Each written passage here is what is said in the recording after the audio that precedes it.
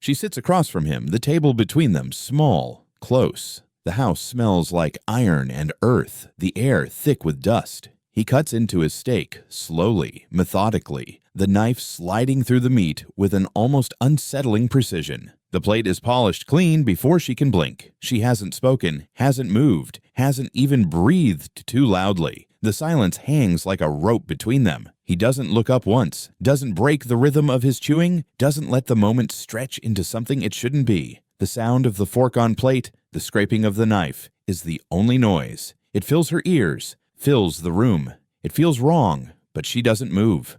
Finally, he pushes the empty plate away and wipes his mouth with the edge of his napkin. He still doesn't meet her eyes. She stares at his hands, at the way his fingers curl around the cloth, at the way his knuckles crack when he releases it. His face remains a study of calm, unbroken by emotion. She wonders if he's even noticed her sitting there, wonders if he's thought about anything at all. The clock on the wall ticks, a constant reminder of the time slipping away. "Will you marry me?" The words come from his mouth like they've always been there, like they've been waiting in the silence for just the right moment. His voice doesn't tremble, doesn't falter. It's as if the question has no weight to it, as if it's just another thing to say, just another thing to do. He places his hands flat on the table, his posture stiff and unmoving. She can't read him, can't understand the intent behind those words. They sit between them like a stone. She wonders if he feels the weight of them too. She stares at him. It's a long moment before she realizes she's waiting for him to explain himself. But he doesn't. He doesn't say anything more, doesn't try to fill the silence she knows too well, the one that fills the spaces between words, the one that lets the truth slip in unnoticed by anyone who's listening. Yes, her voice is quiet, soft. It sounds foreign to her. It's not the answer she expected to give, but somehow it's the one that slips out before she can stop it. She doesn't know why. She doesn't know if she should feel relieved or trapped. His eyes remain fixed on the wood grain of the table, his hands still. He nods once slowly, as though he's known she'd say it before she did. Good. That's all he says. He doesn't smile, doesn't move, doesn't look at her in any way that would tell her this moment meant anything more than a simple transaction. He stands up, collects the dishes, and carries them to the sink. She watches him move, the way his broad shoulders shift under the weight of his unspoken words. She remains seated, unsure of what just happened. The silence returns to fill the room. It presses in on her tighter than before. She wonders if she should leave, if she should stand up and walk out the door. But the door feels so far away, and she's already said yes. She's already made her choice, even if she doesn't understand it. She can't even remember the last time she was asked a question like that. She can't remember a time before this house, before this man, before everything that feels wrong, but also strangely right. Her fingers twitch on the table, but she doesn't move. She doesn't speak. The space between them feels endless now, the air thick with the weight of his unspoken thoughts. He doesn't ask if she's sure. He doesn't care to hear it again. The proposal is an afterthought. The marriage, already set in motion, and for some reason, that thought is enough. Enough to make the silence feel heavier, enough to make the house feel smaller, as though the walls are closing in, tightening around her chest. He finishes the dishes. Still, no words are exchanged. She stands too, but it feels like a long time before her feet are moving. It feels like a long time before she can break the silence. She walks up the dirt road, her boots kicking up dust with every step. The house looms ahead, small but solid. The weathered wood, a reminder of years spent standing against the wind. The air smells of earth and livestock, faintly of pine. She's never been to this part of town before, not this far from the main road. The houses out here are few and far between, each one tucked away behind a field or a hill. She wonders if she should have known better, if she should have seen it coming. But here she is, walking toward the house that is his, where she now belongs. The pastor's wife is waiting by the door, her hands folded tightly over her apron. She's the only one here, the only person she's met who seems to know her name. She offers a tight smile as the door creaks open, the sound sharp in the quiet afternoon. "You must be the new bride," the pastor's wife says, her voice light, almost like it doesn't matter. Her eyes scan over her with a familiarity that feels wrong. He's inside, Waiting for you." She nods, unsure of how to respond. She steps inside, the house cool and dim. The floor creaks beneath her, the same worn wood she's seen 100 times before. It's familiar now, a place she's supposed to belong, yet it feels strange on her skin. The air feels thick, heavier than it should be. It's the same heaviness she's felt since she said yes to him, since she agreed to come here. The pastor's wife follows her inside, trailing just behind, her gaze never leaving her. They pass through the kitchen, the scent of stale bread and boiling water hanging in the air. A small, dimly lit room at the back of the house catches her attention. "She was buried behind the barn," the pastor's wife says, as though reading her thoughts. "But we don't name the women here." Her voice drops slightly on the last part, like it's something she doesn't want to speak too loudly. It's a strange thing to say, something that hangs in the air between them like a secret, a warning. She pauses. "What do you mean?" She isn't sure why she asks, but the words are out before she can stop them. The pastor's wife doesn't answer right away. Instead, she gives a short, tight smile. "You'll figure it out soon enough." The words leave a sour taste in her mouth. She tries to hide it, to push it down, but something about the way the pastor's wife says it makes her wonder what she's walking into. She follows the pastor's wife into the next room, a small sitting area with a single window that lets in only a sliver of light. There, sitting at the table, is the man she married. He doesn't look up when she enters. His eyes are fixed on something, something far away, something that's not her.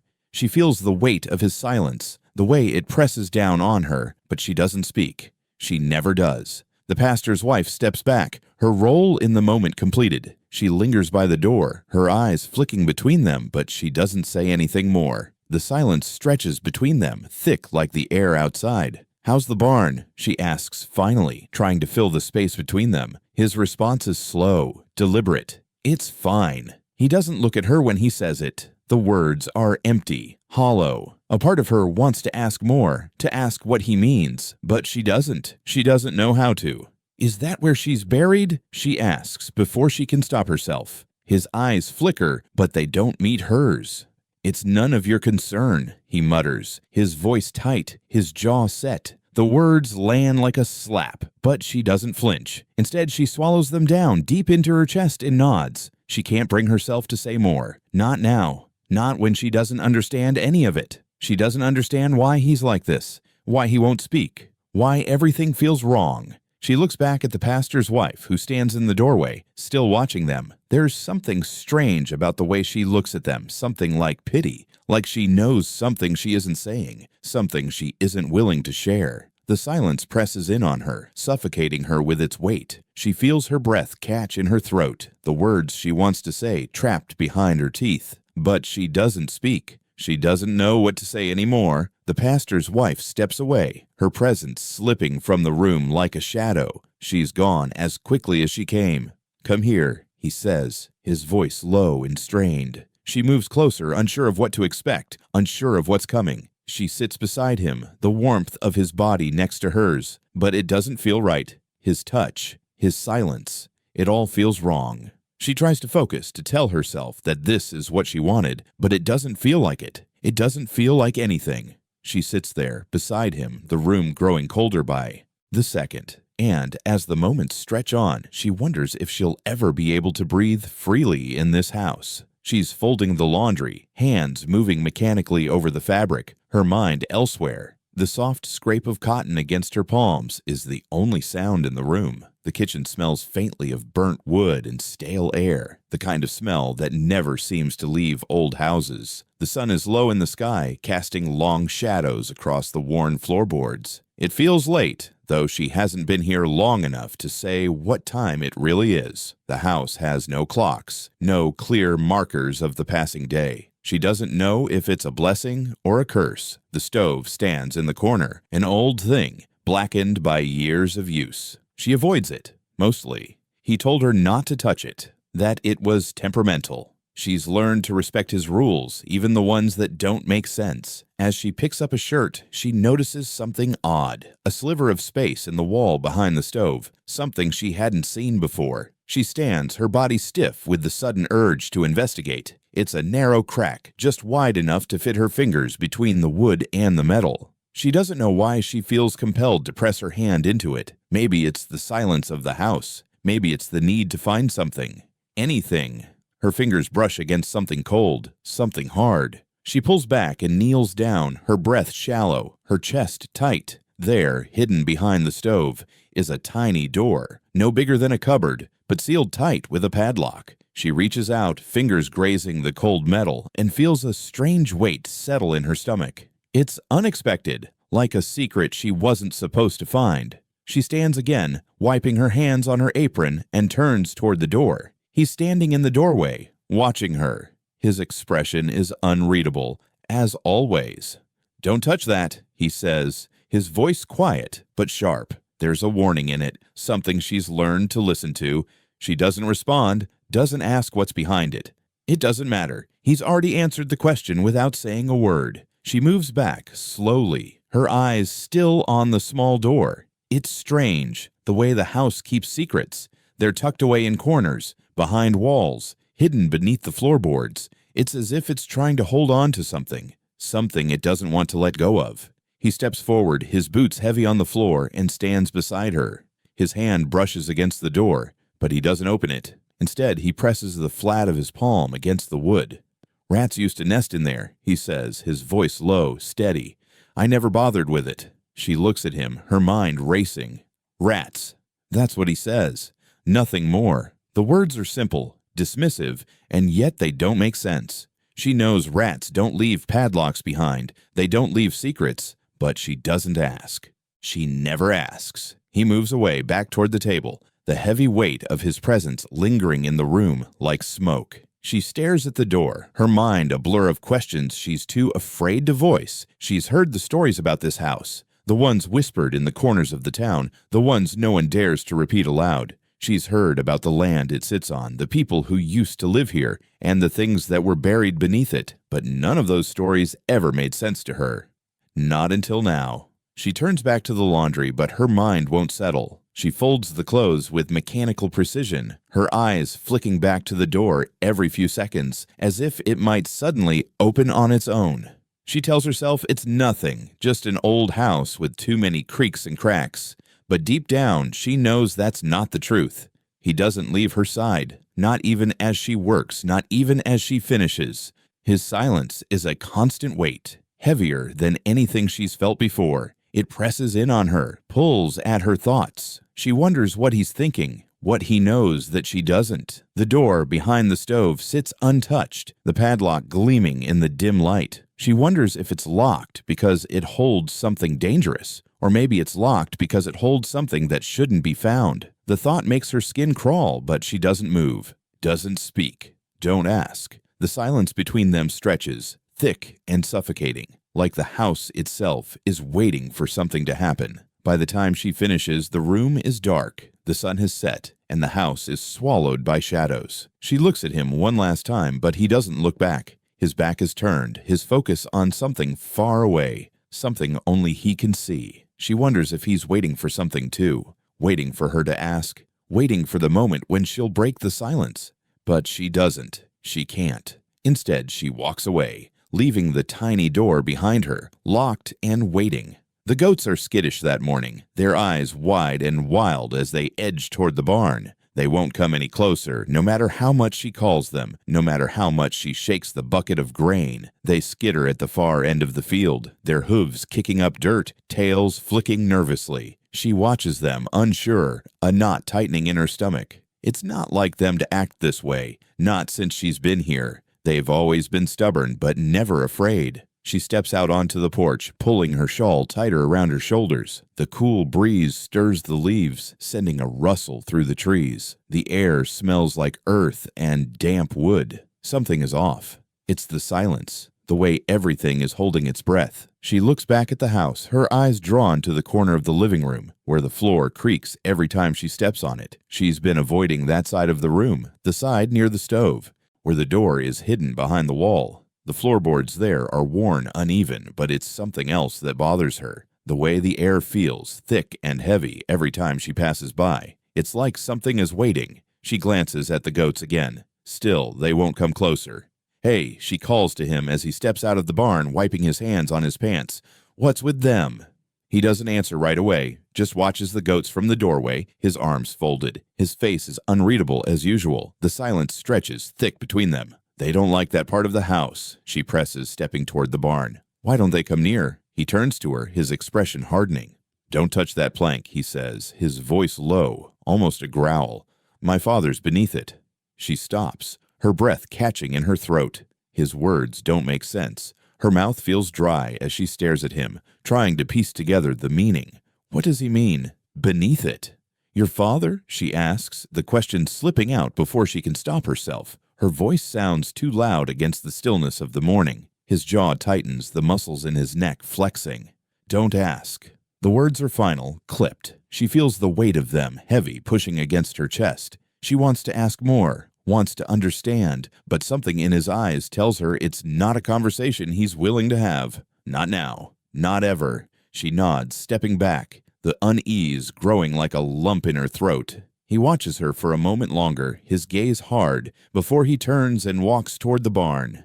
She feels his presence even when he's gone, his shadow stretching across the yard. She stands there for a long time, her gaze fixed on the floor of the house, on the place where the floorboard creaks every time she steps too close. She wonders what's beneath it, wonders if it's his father, as he says, or something else entirely. But there's no way to know. She doesn't dare lift the board herself, not after the warning. The goats still won't come any closer, still stand at the edge of the field, their wide eyes staring at her with suspicion. They're like him, she thinks, stubborn and fearful, fearful of something they don't understand, something they can't explain. She sighs and goes back inside. Inside, the air is colder than it was outside, the chill of the house seeping into her skin. She glances at the wall where the door is hidden behind the stove. She hasn't thought about it for a while, but now it pulls at her again. That same nagging feeling, the need to know, to find out what's behind it. The floor creaks beneath her as she walks toward the room, the place where the door lies behind the wall, where the secrets are hidden. She runs her fingers along the floorboards, hesitating just for a moment before she lets them rest on the uneven plank. The wood is cold beneath her touch, old and worn, but it's not just the age that makes it feel wrong. It's the heaviness, the silence that clings to it like a weight. She pulls her hand away, a shiver running down her spine. She doesn't know what it is, but she knows she can't stay here forever, not with the house pressing in on her, not with the questions bubbling up inside her. But she's learned not to ask. Not yet. Not until she understands everything. And even then, maybe not. Maybe some things should stay hidden. She steps back from the floor, looking around the room. The air is thick with silence, thick with the things she's too afraid to face. The door behind the stove, the floorboard beneath her feet, the goats outside. They all feel like pieces of a puzzle she can't solve, but she's starting to realize something she hadn't before. Maybe she's not meant to solve it. Maybe she's just meant to live in it, to survive it. She turns and walks back toward the kitchen, leaving the floorboard and the secrets beneath it behind. But she knows she'll come back. She always does. The house is quieter than usual that night, the kind of quiet that presses in on you. She lies awake in the dark, her eyes wide, the weight of the silence curling around her like a heavy blanket. The wind outside is still, and the only sound is the faint ticking of the clock in the corner, echoing through the emptiness of the room. She watches the shadows shift across the floor, flickering in the dim light of the moon. Every creak of the floorboards, every groan of the house feels magnified in the stillness. She tries to sleep, but the room is too heavy, the air too thick. Then she hears it, a soft scratching sound. It's faint at first, so quiet she wonders if she imagined it, but then it comes again, louder this time. Scritch, scritch. Like something small, something desperate, clawing its way through the floor. Her breath catches in her throat. The sound is coming from beneath her, from the floor itself. It's not the walls, not the usual creaks of the house settling. This is different. The scratching grows louder, more insistent, like something or someone is trying to get through. She sits up in bed, the covers slipping off her shoulders. Her heart beats faster now, every second filled with the frantic scratching. She can't tell if it's the wood or something deeper, something buried beneath the house. It's too quiet, too still to ignore. She stands up, her bare feet cold against the floor, and moves toward the door. The sound is unmistakable now, persistent, as though it's aware she's listening. The house feels too still around her, too silent in between the scratches. She reaches the door, her hand trembling as she grips the handle and opens it slowly, careful not to make a sound. He's sitting in the living room, his back to her, his face illuminated by the dim light of the stove. He's cleaning his boots, the quiet scrape of leather against the sole, the only noise between them. She doesn't speak at first, just watches him, her mind racing. The scratching continues, louder now, almost frantic. "What's that noise?" she finally asks, her voice barely above a whisper. He doesn't look up, doesn't pause in his work. "Squirrels," he says flatly, as though it's the simplest answer in the world. "Squirrels?" she repeats, the words tasting wrong in her mouth. But there's no attic. He still doesn't look at her. "They get in through the cracks," he says, his voice low, disinterested. "They find their way." She stares at him for a long moment, the scratching echoing in her ears, too loud now to ignore. She wants to ask more, to press him for something, for any kind of explanation, but she doesn't. Something in his voice, in the way he speaks, tells her she'll get nothing more. Instead, she steps back, slowly, away from him, her gaze flicking toward the floor. The scratching continues, relentless and unnatural. It doesn't sound like squirrels. It sounds like something worse, something trapped. She closes the door behind her, but the sound doesn't stop. The scratching follows her, fills the silence of the house, drowning out everything else. It's not just on the floor anymore. It's in the walls, too, in the air around her, like the house itself is alive with the sound of it. She presses her palms to her ears, but it doesn't help. It's still there, still gnawing, clawing. She walks back to the bed, pulls the covers over her head, and tries to ignore it, but she can't. She lies awake for what feels like hours, her mind racing with thoughts she can't push away. The scratching, the feeling of something lurking beneath her, beneath the house, waiting to be heard. She can't shake the thought that it's not just squirrels, not just rats. The house feels like it's breathing with her now, like it's alive in a way she can't understand. She rolls over, her body restless, her eyes darting to the shadows in the corners of the room. She can still hear the scratching, faint but constant, like it's coming from right underneath her. She rolls out of bed again, her feet hitting the cold floor with a soft thud. She moves back to the door, hesitates, and then opens it again. The scratching stops just like that, the silence swallowing it whole. He's still there, sitting at the stove, his eyes fixed on the fire. He hasn't moved, hasn't acknowledged her presence. The air between them feels colder now, more distant. She wonders if he heard it too, if he felt the same unease, but he doesn't say anything. The moment stretches between them, suffocating her with its weight. Finally, she turns and closes the door behind her once more, but the scratching hasn't stopped. It's still there, lingering in the dark corners of her mind, in the spaces she can't reach. It's a sound that won't leave her, a presence that won't let her go. The morning sun is low, spilling light through the kitchen window in a quiet stream of gold. The smell of bread and coffee lingers in the air, mixing with the coldness of the floorboards beneath her feet. She moves slowly, almost hesitantly, as if every step could disturb the stillness of the house. The days are blending together now, each one starting and ending in the same way, silent, heavy with unspoken things. The door creaks open, and she doesn't have to look to know who it is. The pastor's wife stands in the doorway, her arms loaded with a pie, wrapped in a checked cloth, a small dish of cream tucked beside it. She smiles, but it's the kind of smile that doesn't reach her eyes. It's a smile that's seen too many things, too many lives lived without ever being truly seen. "I thought you might like a pie," the pastor's wife says, stepping into the room, her boots clicking lightly against the floor. She doesn't wait for a response, just sets the pie on the table and folds her hands over her apron. The house is silent around them, as if it's holding its breath. She glances at the pie, still warm from the oven, but her attention drifts back to the pastor's wife. There's something in her eyes, something dark and worried, something she can't hide. The silence stretches, and finally the pastor's wife speaks again. "I didn't mean to make you feel unwelcome," she says, her voice softer now, almost apologetic. "I thought you should know that people talk about this place, about what's been here, what's buried." She stands still, unsure of how to respond. There's nothing comforting in her words, nothing to assure her that everything will be fine. The pastor's wife's gaze flicks to the door to the small room at the back of the house, the one with the hidden lock, the one she hasn't dared to open. I didn't know, the pastor's wife continues, her hands trembling slightly as she smooths the fabric of her apron. I didn't know how bad it was, how deep the land's history goes, but you need to be careful. Careful. Her voice is a little sharper than she means it to be, but it's impossible to keep it steady. What do you mean? The pastor's wife hesitates as if searching for the right words, but they don't come easily. She bites her lip and then exhales. I don't want to scare you, but there's a room.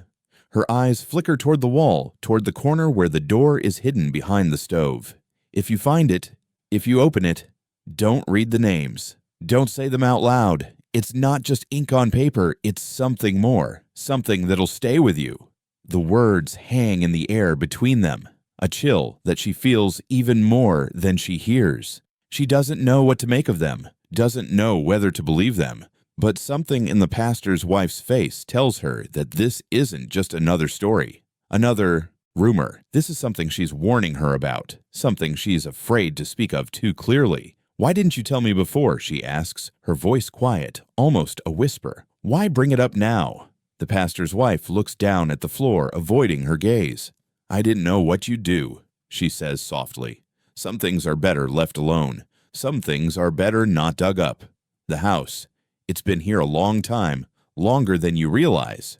She steps closer, drawn to the warmth of the pie on the table, but she can't bring herself to touch it. Her hand hovers over the crust, then pulls away. It feels wrong somehow, this small piece of normality sitting in the center of a room that feels too quiet, too still.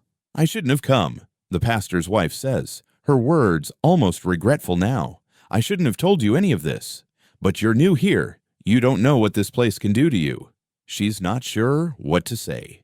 She stands there, her thoughts tangled, unsure whether to trust the warning or to dismiss it as nothing more than superstition. But deep down, something shifts. Something inside her stirs.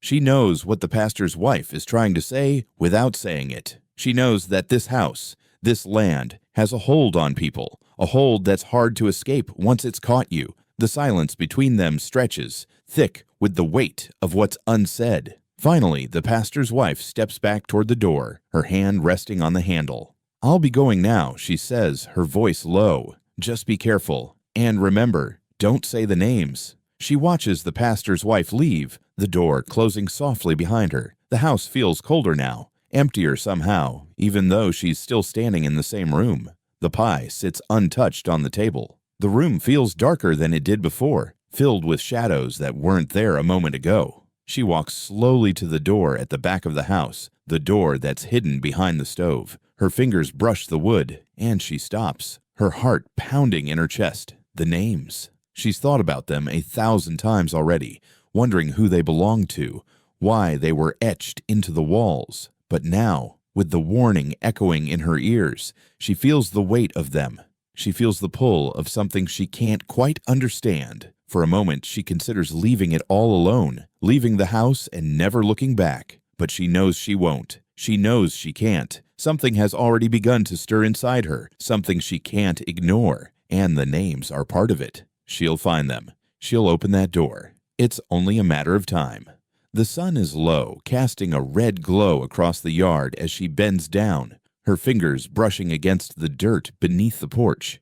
The air is thick with the smell of dust and rotting wood. She hasn't been down here before, hadn't even thought to look, but something about the space beneath the old house has always intrigued her. The air feels different there, cooler somehow. Still, she kneels, her dress pulling tight against her knees as she peers into the shadows. The floorboards above creak in the wind, but there's nothing alive in the space beneath. No rats, no movement, just the hum of the house settling, the sigh of a place long forgotten. And then she sees it. A small shape, half buried in the dirt, its edges worn smooth from years of neglect. She reaches for it, her fingers grazing the rough fabric of its dress. It's a doll, old, ragged, but still somehow intact. The eyes are hollow, sewn into place with uneven stitches, and the mouth, its mouth, is sewn shut. She lifts it slowly, turning it over in her hands. There's a coldness to it, an unnatural weight. It feels wrong. She shudders but doesn't let go. She stares at the doll's face, at the threadbare smile that isn't really a smile at all. The mouth is sealed tight, stitched shut with crude, jagged thread. The wind shifts, sending a gust of dry leaves skittering across the yard. She looks up, but the house is still, the shutters hanging loosely from their hinges, the front door closed. He's inside somewhere. He hasn't noticed her yet. She stands, the doll clutched in her hands, and takes a step toward the house. The silence presses in on her. Her heart is beating too fast. The doll feels heavier now, like it's made of stone rather than cloth. She doesn't know why she feels so uneasy. It's just a doll, but there's something about it, something wrong. The stitched mouth, the hollow eyes. She looks down at it again, and for a brief moment, she swears it looks like it's watching her. She doesn't know how long she stands there, her mind spinning, but she's snapped back to reality by the sound of the door creaking open. He's there, standing in the doorway, his figure dark against the light of the house. "What do you have there?" His voice is rough, but it doesn't carry any concern, just curiosity. She holds the doll out toward him, her fingers trembling. "I found it under the porch." He steps forward, his boots crunching on the gravel. His eyes flicker over the doll, but he doesn't take it from her. Instead, his gaze lingers on it for a moment, and then his expression hardens. "Put it down," he says, his voice low, almost commanding. She doesn't question him. She sets the doll down on the wooden steps, watching as it sits there, its stitched mouth staring back at her. "It's just a doll," she tells herself. Just a thing. But it doesn't feel like just a thing. It feels like something that should never have been found. He doesn't say anything else.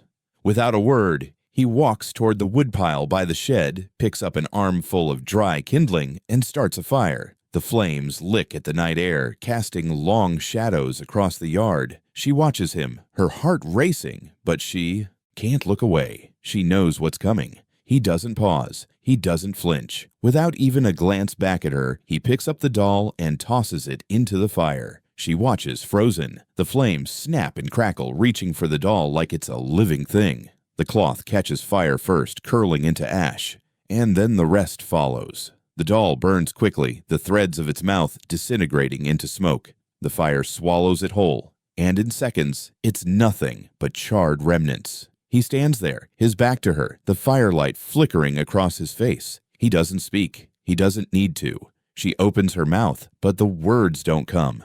What can she say? What would she say? She looks at the fire, at the smoke rising into the night air, and wonders if it's gone for good, or if something is left behind, something that will linger, just like the silence between them.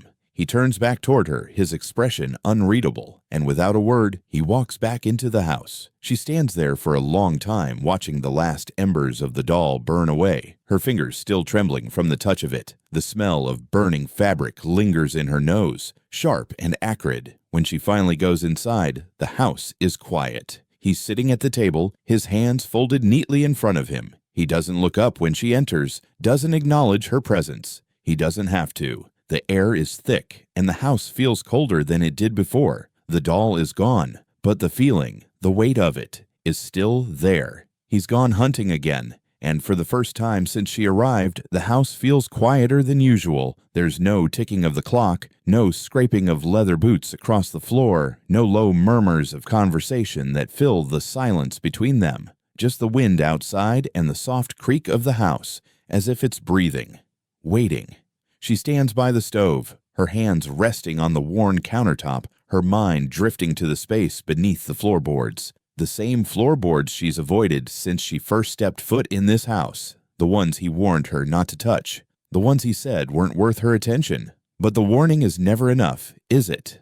There's always something inside her, something pulling her toward the mystery, toward the thing he doesn't want her to find. She looks down at the floor, at the plank that's always felt different, always seemed to catch the light in strange ways. She kneels, her fingers brushing the edges, feeling the grooves of the wood beneath her fingertips. There's a tension in the air, thick like something is about to give. She pauses, listening for any sign that he might return early, but the house remains silent. Still. Without another thought, she slides a knife beneath the edge of the plank and pries it up, the wood creaking in protest, the sound sharp and unnerving in the quiet room. Her hands tremble as she pulls the board free, revealing the space beneath it. It's dusty and dark, the air stale with the scent of old wood and earth. Her heart beats faster now, the anticipation and fear mixing into something heavy in her chest. She leans forward, her breath shallow, and peers into the darkness below. Her fingers brush against something cold, something solid, and with a sharp tug, she pulls it out. It's a small wooden box, not large, just enough to fit in the palm of her hand.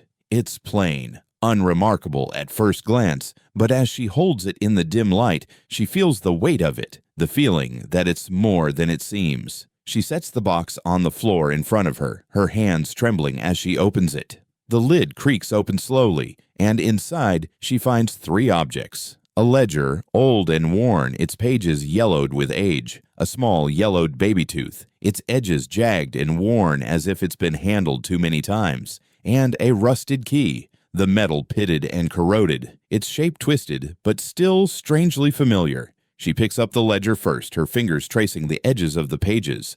There's no name, no date, just a list of things, a collection of words that make no sense. She flips through the pages, the writing cramped and scrawled in uneven lines. A part of her wants to understand it, to make sense of it, but it's as if the ledger itself is trying to hide its meaning. The ink smudged, the words incomplete. She sets the ledger aside and picks up the baby tooth. It's small, fragile, and as she holds it between her fingers, a wave of unease washes over her. Why is it here? Why does it feel so wrong, so out of place? Her mind races, but the answers are just out of reach, like whispers she can't catch. Finally, she picks up the key. It's heavy in her hand, the rusted metal cold against her skin. She turns it over, studying its shape, its worn edges. It feels important, as if it's the one thing in the box that holds the key to everything. The scratching sound from below comes back to her, a faint echo of the noise she heard the other night. She shakes her head, trying to push the thought away, but it lingers. She looks at the box again, then at the floor beneath her.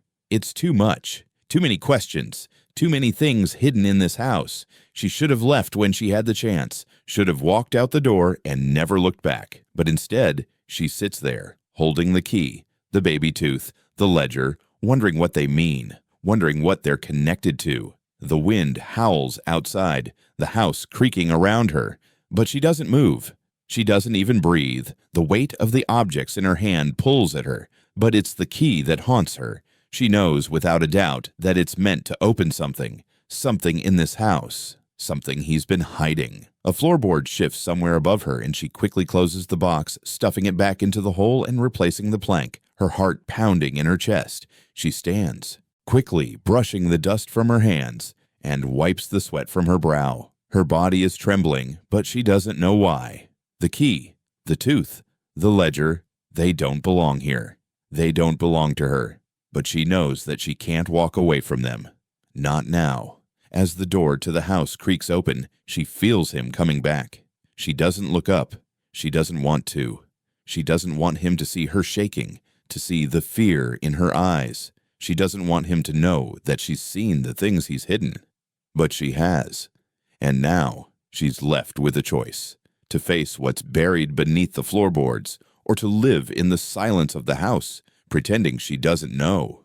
The morning sun filters through the kitchen window, casting faint shadows across the worn counter. She stands there, her hands steady as she dries the dishes, her mind far away. The house feels as it always does, heavy with silence, thick with things unsaid. But today, the weight of it presses harder against her chest, as if the air itself has thickened. She glances at the wall, her eyes drifting over the plaster, the chipped paint, the smooth line of wood running along the edges. It's the same wall she's passed 1,000 times, the one that divides the kitchen from the small hallway leading to the rest of the house. But today, something feels off. It's not the wall itself, but the way it sits in the room, the way it presses into space, filling it in a way that makes no sense. She stands there for a moment, her breath caught in her throat, and then she moves closer. Her fingers brush the wall, the cool plaster smooth beneath her touch. The air around her shifts, the quiet of the house suddenly louder, as though the world has held its breath. She presses her hand deeper, following the line of the wood, and there, just beyond the corner of the room, She feels it.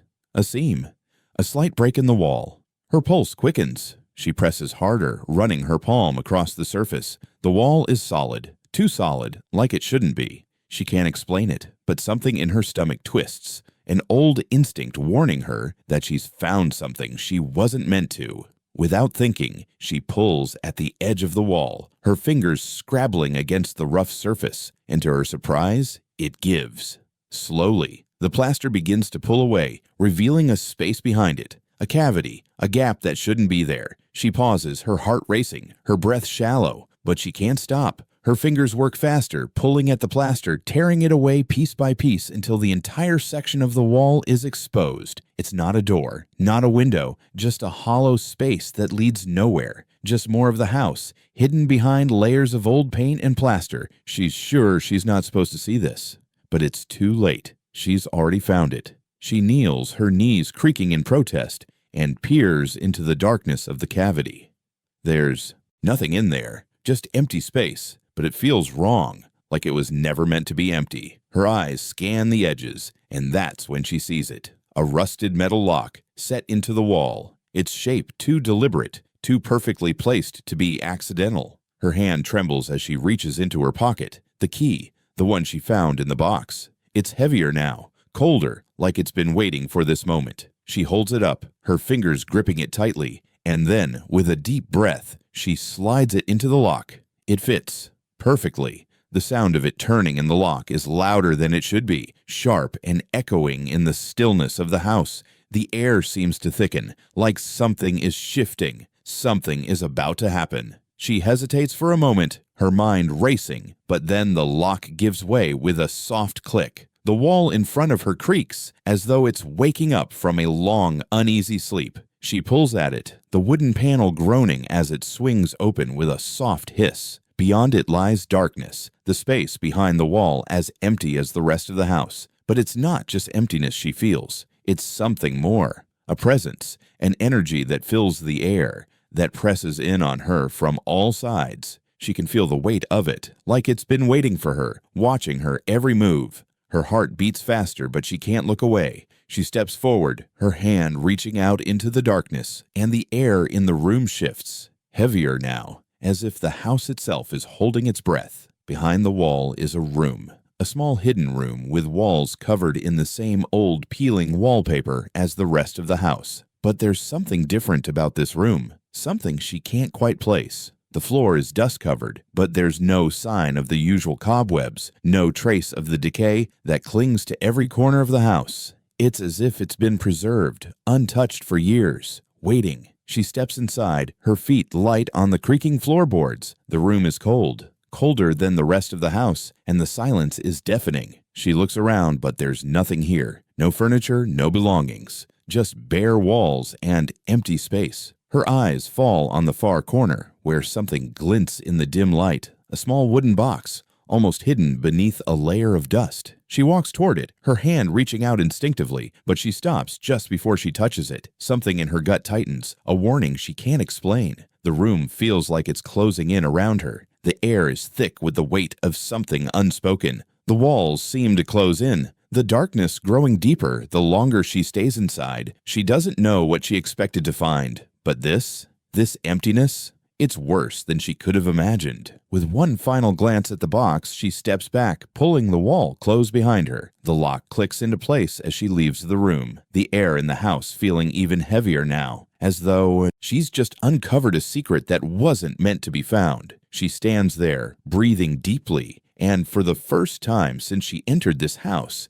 she feels the weight of its past pressing down on her, the key still clutched tightly in her hand. The lock is still fresh in her mind. The room smells like dust and damp stone, the air thick with the scent of something ancient. The light from the small crack in the wall casts long shadows across the floor, but it's the walls that draw her in, that pull her forward despite the heavy weight of fear sitting in her stomach. Her hand shakes as she presses the door shut behind her, the soft click of the lock settling like a finality. The silence here is suffocating, a quiet that doesn't feel natural but deep, like it's been waiting for her. She stands in the middle of the room, her breath shallow, her pulse quickening with every second she spends in this place. It's smaller than she expected, barely big enough to stand in. The walls are bare except for the names that run in deep, uneven lines, carved into the plaster with frantic, desperate strokes. The names of children, dozens of them. Some are half-formed, jagged, scratched deep with fingernails. Others are more deliberate, neat in their despair. She takes a hesitant step closer to the nearest wall, her fingers brushing over the first name she can read. It's written with a force that makes her heart race, as if the child who wrote it was trying to leave something behind, trying to leave a mark that could never be erased. The names are everywhere, on the walls, on the ceiling, on the floor. Every inch of the room is covered. She traces one name, then another, and another. Each one is the same. Just a name, carved into the stone, scratched into the very bones of the house. Her eyes scan them all, searching for something she doesn't know how to find. But there's no pattern, no reason to the madness. It's a chaotic web of letters written in fear, in desperation. Some names are clear, others are half-faded, as if time has worked to erase them. But they're still there, every one of them, written in bone. She feels the hairs on the back of her neck rise, the air growing colder, heavier with every name she reads. A shiver runs through her, but she can't look away. She knows she should turn back, should leave the room, and pretend she never saw any of this. But something holds her there. Something pulls her deeper into the darkness. She crouches down, her knees scraping against the rough floor, and runs her fingers over the names etched into the stone beneath her. Some are clearer than others, some barely visible at all, but they're all there. And they all feel the same, marked by something they couldn't escape. Why? She whispers to the room, though there's no one there to answer. The words hang in the air, unanswered, their echo lost in the silence. A name catches her eye. It's different from the rest. It's not hastily scratched, but carefully written, almost tenderly. Her heart skips a beat as she reads it aloud, the words slipping from her mouth before she can stop them. Eliza. Her breath catches in her throat, her mind racing. The name feels familiar, though she can't place why. It's simple, ordinary, and yet it pulls at something inside her. The room seems to shift around her, the air growing thicker, pressing in on her chest. She's not sure how much time has passed, but she knows it doesn't matter. The names are still here, etched into the walls, waiting for someone to remember them, to find them, to see them. She stands up quickly, her legs unsteady beneath her, and takes a few steps back toward the door. Her heart pounds in her chest, her body trembling from the weight of what she's seen. The names are burned into her mind, impossible to forget, but she can't stay here. She can't breathe in this room, surrounded by the stories of forgotten children. Her hand fumbles for the door handle, but before she can reach it, a noise stops her. A soft scuffling, like something moving in the shadows. Her heart leaps into her throat. She spins around, but there's nothing there. Only the names, only the walls that seem to grow taller, closer, like they're watching her. She turns the handle and pulls the door open, the air in the room rushing out as though the house itself is exhaling. She steps into the hallway, closing the door behind her with a soft click. Her heart is still racing, her breath coming in sharp gasps, but the room is silent now, sealed away from her. The names are still there, etched deep into the walls of the house, waiting for the next person to stumble upon them. And she knows deep down that she'll never forget them, that the names will follow her, always, that they'll haunt her, that she's a part of something now, something she can't walk away from.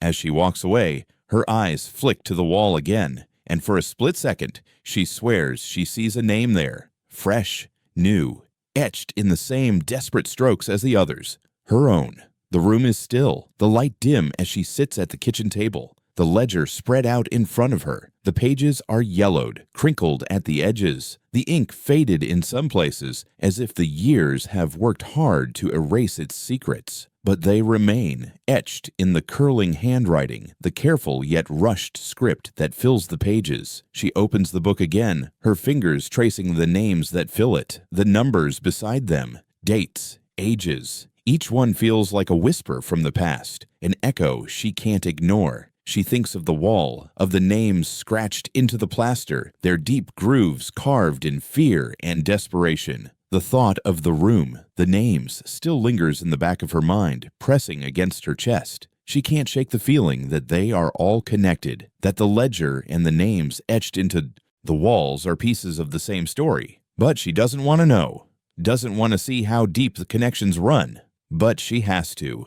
The ledger is heavy in her hands, its weight making her stomach tighten with dread. She turns the pages carefully, each one a step further into something she isn't sure she's ready to face. The names in the ledger begin to blur, the words spinning before her eyes. She finds a list, columns of names, first names, last names, and beside them, ages. A simple record, but each name feels like a secret, like a piece of the puzzle she isn't meant to understand. She flips through the pages, her eyes scanning the names for something, anything that matches the ones she saw on the walls. And then she finds it. The first name. Her breath catches in her throat. Her hands tremble as she reads the name again, confirming what she already knows. It's there, clear as day. The name is in the ledger. She holds the page in her hands, staring at it.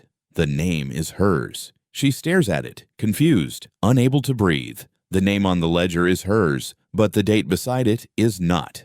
It's dated 3 years before her birth. She feels a cold sweat break out on her skin as the world around her tilts. She reads the name again, her heartbeat pounding in her ears. But the words don't change. The ledger matches the name etched into the wall. Her fingers hover over the page, the number beside her name, age 3, burned into her mind. The number makes no sense at all. She wasn't 3 years old 3 years before she was born. Was she? She can't even begin to process the meaning of it. Her head spins and she feels the walls close in around her, the weight of what she's discovered pressing down like a vice. She flips through the pages again, faster this time, looking for anything else that matches. And there they are. More names, more children, more dates. Some of them are older than her, some younger, but they all match the names on the walls of the hidden room. The dates, the ages, everything matches. The ledger isn't just a list. It's a record, a truth written in ink, something she was never supposed to find. She feels the panic rising in her throat, the air in the room suddenly too thin. Her thoughts race, tangled, desperate to understand what this means. She was never supposed to find this, never supposed to see the names, the ages, the dates. But now she has. And the truth is undeniable. Her hands shake as she places the ledger down on the table, the weight of it sinking deep into her chest. She's not sure what to do next. She wants to scream, to ask questions she knows won't be answered, but she doesn't.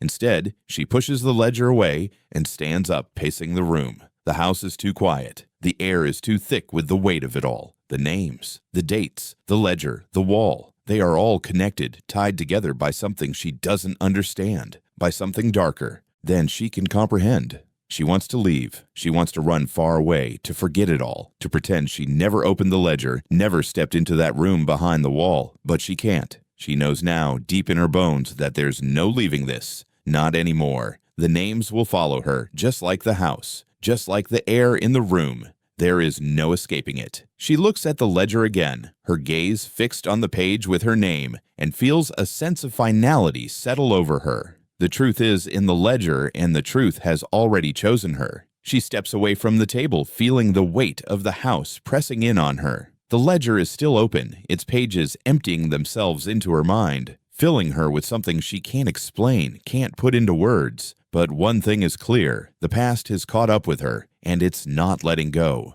The fire crackles in the fireplace, a soft hiss of warmth that does nothing to fill the chill of the house. She stands in the middle of the room, the key in her hand, its metal cool against her palm. The ledger lies open on the table, the names etched into its pages still fresh in her mind. The room feels too small, too heavy, like the walls are closing in on her. She's holding on to something now. The names, the ledger, the key. She can feel them in her chest, weighing her down, pulling her deeper into something she can't escape. The house is quiet, but it's the kind of quiet that makes your skin prickle, the kind that feels like something's waiting. Her fingers twitch around the key, the rusted metal digging into her skin. She knows what she has to do. She can't leave. She can't just walk away from this. The truth is too deep, too rooted in the bones of this place, and it's calling her to do something she can't take back. She doesn't look at the ledger again. There's no need. She's seen enough. She's read enough. The names are burned into her memory, and she knows them all now. She knows what they mean, what they always meant. There's no escaping it. With a steady breath, she walks to the back of the house, her feet light on the wooden floor. The door to the small room behind the stove is still locked, still hidden, but she knows what's behind it. She knows what's waiting for her. She doesn't need to open it again. Not now. She steps outside, the cool air stinging her skin as she walks across the yard to the pile of kindling near the barn. She doesn't hesitate. She picks up the dry branches, the twigs, the wood, and she carries them back to the house, one armful at a time. The smell of the earth, of the woods, is sharp in her nose as she stacks them in the center of the room. She doesn't think about it, doesn't stop to question why. She just does it. The house is still quiet, too quiet. She kneels by the fireplace, her fingers trembling as she places the kindling beneath the hearth, the dry wood snapping against the stone. She looks around the room one last time, her eyes falling on the walls, the floorboards, the ceiling. She's seen it all now. She's touched the truth, and it's burned itself into her soul. With a deep breath, she strikes a match and watches it catch. The fire flares to life, licking at the kindling, hungry, wild. The flames grow, eating the wood, filling the room with their heat. It doesn't take long before the house begins to hum with the sound of it. The crackling, the snap of burning wood. The smell of smoke fills the air, curling around her like a memory she can't shake. The house is burning, slowly, but it's burning just the same. She doesn't run.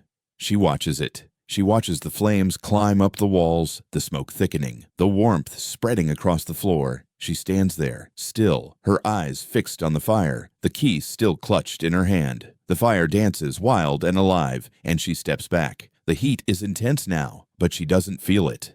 It doesn't matter. The house is burning, and she's letting it. She's letting it go, letting it take everything with it. The flames reach higher now, crackling and spitting as they climb toward the ceiling. She hears the floorboards begin to groan, the beams starting to crack and pop. She doesn't flinch. She doesn't turn away. She closes her eyes for a moment, and when she opens them again, she starts humming. It's a soft song, barely audible, a tune not meant for children, a lullaby lost in the wind, a song that belongs to the house now, a song that has always been here, waiting to be sung. The fire burns hotter, the walls shaking with the heat. She takes one last breath, the air thick with the scent of smoke, and then she turns away. The fire has taken hold now. It has its grip on everything. The house will be gone soon, reduced to ash and memories, just like the names that burned into her mind. She walks toward the door, the heat at her back, the fire behind her. She doesn't look back. Not now. She knows what she has to do.